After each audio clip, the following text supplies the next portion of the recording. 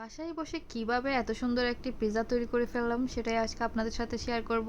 আসসালামু আলাইকুম and welcome to amazing bites. তো পিৎজার জন্য প্রথমে আমি ডোটা তৈরি করে নিচ্ছি, আর এখানে আমি 1 কাপ ময়দা নিয়ে নিয়েছি। এরপর 1 টেবিল চামচ চিনি, হাফ টেবিল চামচ ইস্ট, আর স্বাদ মতো লবণ, আর অল্প একটু তেল দিয়ে এই সবগুলো উপকরণ কিন্তু একসাথে হাত দিয়ে খুব ভালো করে মিক্স করে নিতে হবে। এখানে দিয়ে দিচ্ছি 1 টেবিল চামচ ফেটানো টক দই। আর দইটা কিন্তু অবশ্যই দেওয়ার চেষ্টা করবেন, এতে করে আপনার ডোটা কিন্তু অনেকক্ষণ পর্যন্ত সফট থাকবে। এরপর এখানে দিয়ে দিচ্ছি অল্প অল্প করে কুসুম গরম পানি, আর এটা সুন্দর একটা ডো করে নিচ্ছি। এখানে কিন্তু ফুটন্ত গরম পানি দেওয়া যাবে না, ফুটন্ত পানি দিলে কিন্তু ডোটা সিদ্ধ হয়ে যাবে, এর কারণে কিন্তু এটা ফুলবে না। এরপর এখানে সয়াবিন তেল উপরে সুন্দর করে ডোটার উপরে লাগিয়ে আমি রেস্টে রেখে দিয়েছি। আর এর ফাঁকে আমি এখানে চিকেনটা ম্যারিনেট করে নিচ্ছি। চিকেন ম্যারিনেট করার জন্য এখানে আদা রসুন গ্রেট করে দিয়েছি, দিয়ে দিচ্ছি 1.5 টেবিল চামচ পরিমাণ টক দই। টক দইটা কিন্তু অবশ্যই দিতে হবে, যার কারণে চিকেনটা কিন্তু অনেক বেশি সফট থাকবে। এরপর এখানে স্বাদ মতো লবণ আর গোলমরিচের গুঁড়া দিয়ে দিয়েছি। গোলমরিচের গুঁড়াটা একটু বেশি পরিমাণে দিয়েছি আমি। দিয়ে দিচ্ছি 1 চা চামচ পরিমাণ সয়া সস আর 1 চা চামচ পরিমাণ অয়েস্টার সস। সবগুলো দিয়ে সুন্দর করে খুব ভালো করে মেখে নিচ্ছি। এরপর চলে এলাম চিকেনগুলো ভেজে নিতে। চিকেনগুলো ভাজতে কিন্তু খুবই কম সময় লাগে, আমার থেকে 5 থেকে 7 মিনিট মতো সময় লেগেছে চিকেনগুলো ভেজে নিতে। আর চিকেন কিন্তু খুব বেশি ক্রিস্পি করে নেওয়া যাবে না, একটু সফট থাকা অবস্থায় চিকেনগুলো নামিয়ে নিতে হবে। এর মাঝে আমার ডোটা কিন্তু অনেকটাই ফুলে গিয়েছে, দেখতে পাচ্ছেন আমি বাবলসগুলো বের করে নিচ্ছি। এরপর ডোটাকে হাতের সাহায্যে কয়েক মিনিট মতে নিচ্ছি।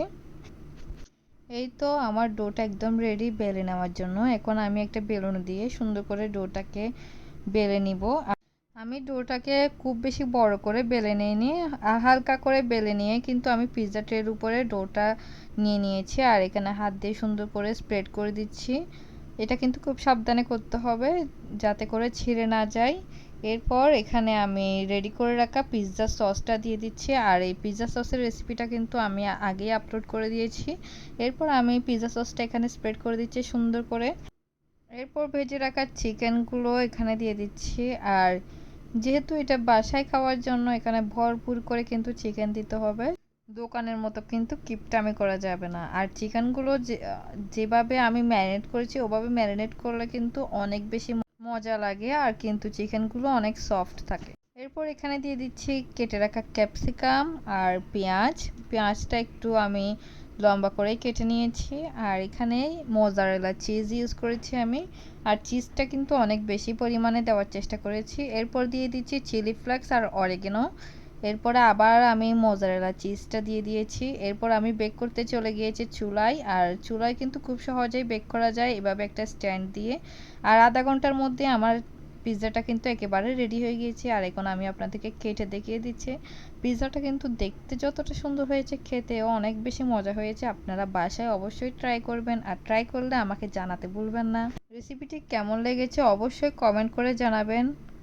আর আমাকে এতদিন ধরে লাইক কমেন্ট ফলো করার জন্য আপনাদেরকে অসংখ্য ধন্যবাদ।